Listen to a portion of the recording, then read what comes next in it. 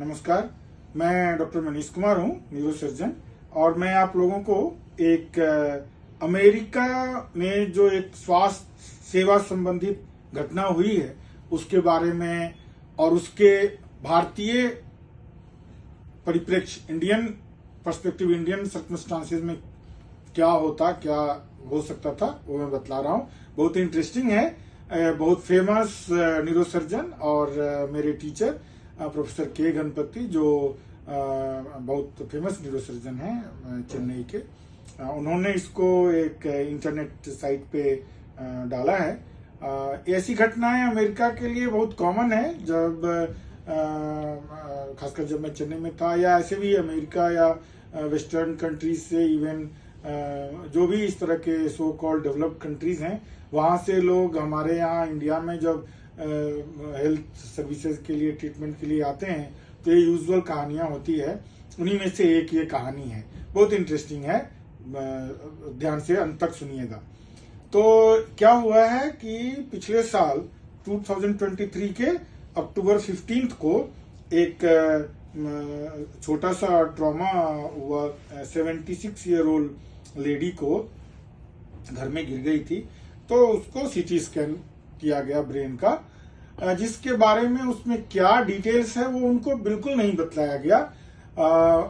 अब जाकर जब चीजें बदली है तब पता चला है, और रिट्रोस्पेक्टिवली जानकारियां मिली हैं, जो कि चूंकि वहां से पेशेंट चेन्नई आया ट्रीटमेंट के लिए, तो गणपति सर को पता चला और उन्होंने डाला है।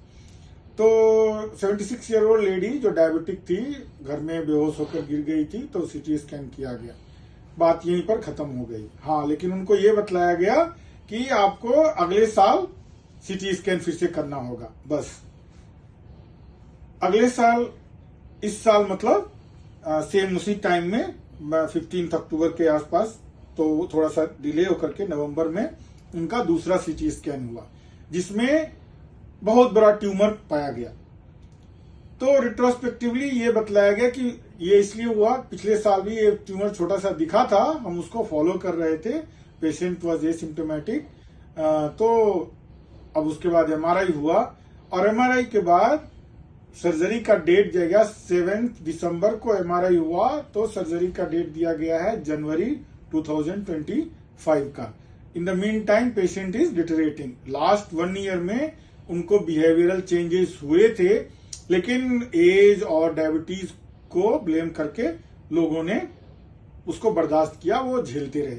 अब ये ट्यूमर इतना बड़ा है कि मेजर सर्जरी अब बड़ा हो चुका है, अभी 1 साल में वही मेजर सर्जरी की जरूरत है और इमीडिएट सर्जरी की जरूरत है, लेकिन उसको मोर देन 1 मंथ के बाद का डेट दिया गया है। यदि ये चीजें इंडिया में होती, तो सबसे पहले जो सीटी स्कैन में ट्यूमर का साइज था, उसके आधार पर ही सर्जरी या रेडिएशन थेरेपी कुछ तो हम एडवाइस करते।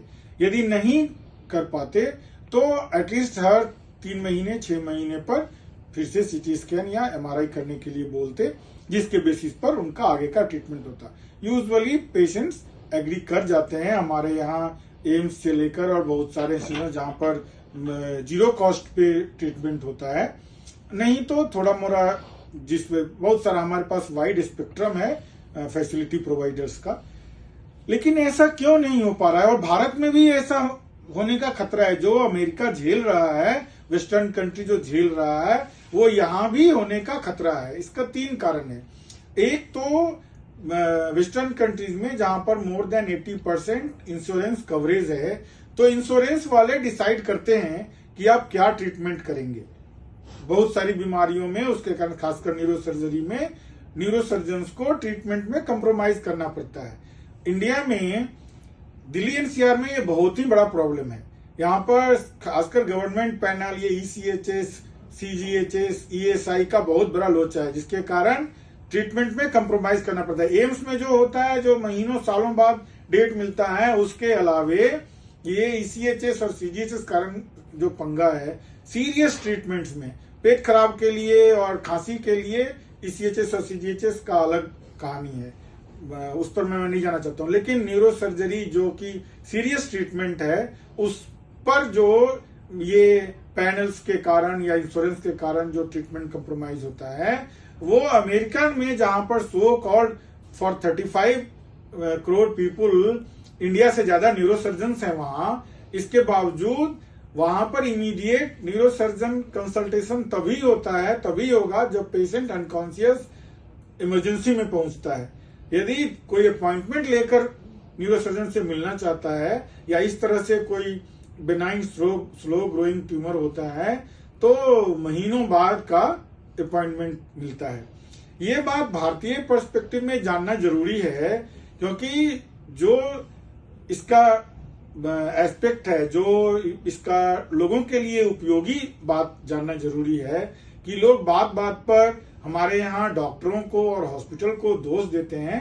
हम रिलेटिवली बहुत अच्छा काम कर रहे हैं, और खासकर जो लोग इसको मेडिको लीगली देखना चाहते हैं कि डॉक्टर को या हॉस्पिटल को इस बात के लिए ब्लेम किया जाए कि पेशेंट डिटेरिएट कर रहा है, एक्चुअली ज्यादा ऑर्गेनाइज्ड हेल्थ सेक्टर में, जहां पर अमेरिका में 17 to 18% एक्सपेंडिचर होता है उनके नेशनल बजट का। हमारे यहाँ हार्डली 6% गवर्नमेंट एक्सपेंड करती है, बाकी के पैसे लोग अपने पॉकेट से करते हैं। तो लोग अपने पॉकेट से करते हैं, इसलिए जान बच जाती है, इसलिए बहुत अच्छा ट्रीटमेंट हो पाता है, खासकर दिल्ली एनसीआर के बाहर, क्योंकि डॉक्टर्स अपने हिसाब से जो जरूरी होता है उसके हिसाब से ट्रीटमेंट कर पाते हैं।